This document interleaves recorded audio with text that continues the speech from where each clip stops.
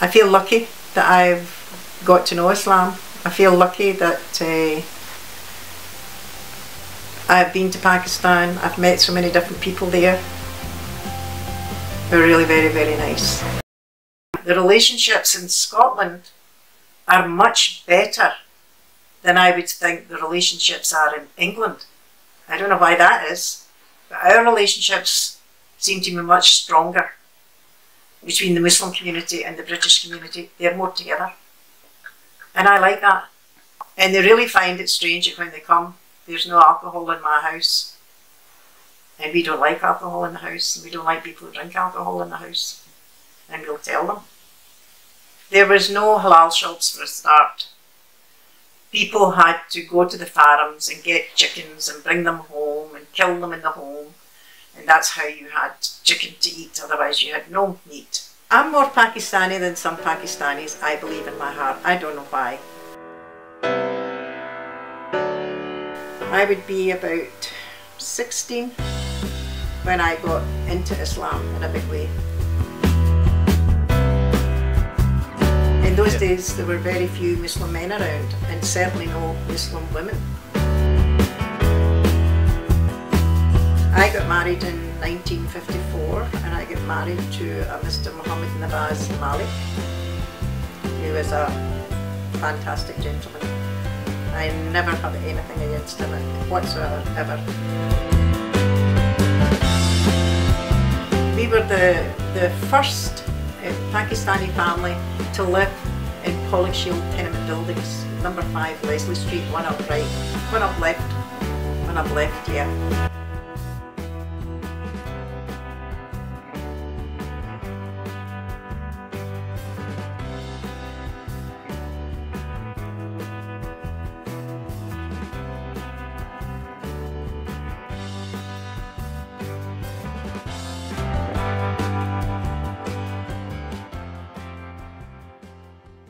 Handler played a big part in that.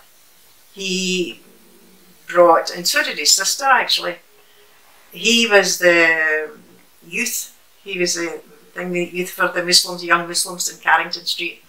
And his sister won a battle to do the 27th night in the mosque for ladies. Never been done before.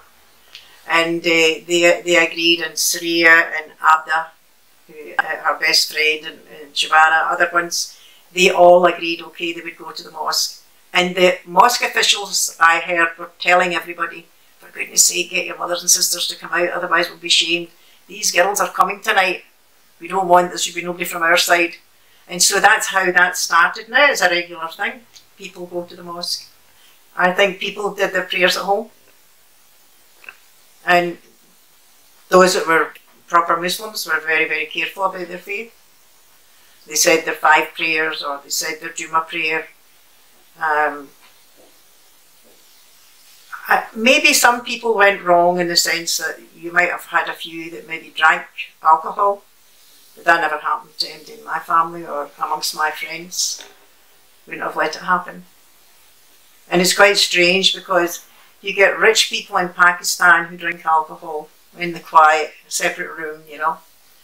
And somebody came here to Oxford with their son to have a very big operation done on his son's back. And immediately when they see the British women, they think, ah, that's a house we should stay in. They must have alcohol, they must drink. And they really find it strange that when they come, there's no alcohol in my house.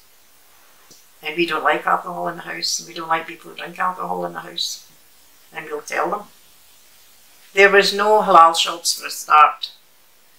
People had to go to the farms and get chickens and bring them home and kill them in the home. And that's how you had chicken to eat, otherwise you had no meat. It was said that one time the police called somebody because he had killed a lamb. Whether he had or not, I'm not sure. It was said that he'd killed this lamb, and all this skin and everything he'd put in the bin. And somebody reported him to police, and that's why the police got it. And he says, "Me Lord, Mary big day was eat. Me Lord, Mary big day, big function. So kill sheep." So I don't think that the police would have done very much about that. They would have said, oh well, genuine thing, it's okay. Getting used to the different cultures. That's what like it was. I think initially there was no racism. People didn't discuss their colour, but they did view them in a certain way, like, should we be friends with them or not? It was something brand new for them. It never happened before, people coming from Asia over here. That was something quite different for them. And I think because these men came over and worked in the buses, the trams, the trains, they mixed with other guards, bus conductors, bus drivers. So they got to know them. And because they got to know them, then they would invite them to their homes. And that way they built up relationships. So slowly, relationships developed. And I think because of that, the relationships in Scotland are much better than I would think the relationships are in England. I don't know why that is, but our relationships seem to be much stronger between the Muslim community and the British community. They're more together. And I like that. I really do like that. I remember once being in a cafe. We were having lunch, me and a friend, and somebody was talking from somebody from the table opposite to the table behind me, and she was having a moan. And you will get people who will say, they come here, they take our jobs, things are not good for them, so they take our jobs, they take our houses, blah blah blah. And I said, excuse me, before you go any further, I should tell you, the second and third generations are born here. They are as Scottish as you are. Even if you wanted to send them anywhere, where would you send them? This is their country. This is where they belong. So I'm very outspoken when I'm out and about. And sometimes I think it's a good thing and sometimes I'm not too sure. But anyhow, I will stick up. I think in Sav, you must be fair with those people round about you. I think you shouldn't assume. Assume is a very, very bad thing to do. One should be very sure of their facts. Nothing should be repeated unless you are 100% sure. And I used to have a saying when I was young, when somebody used to tittle-tattle to me, I would say, unless I've seen it with my own eyes, heard it with my own ears, I'm not interested. And I think that's quite a good philosophy to go by. I like mixed schools.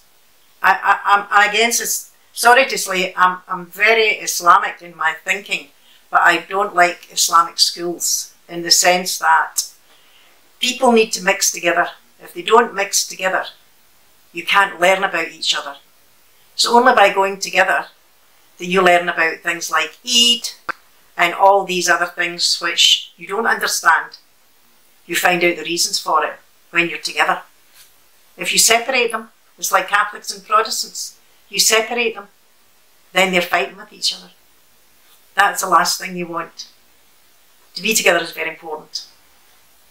I feel lucky that I've got to know Islam. I feel lucky that I've been to Pakistan. I've met so many different people there who are really very, very nice. And I've met many nice people here. I have no complaints at all.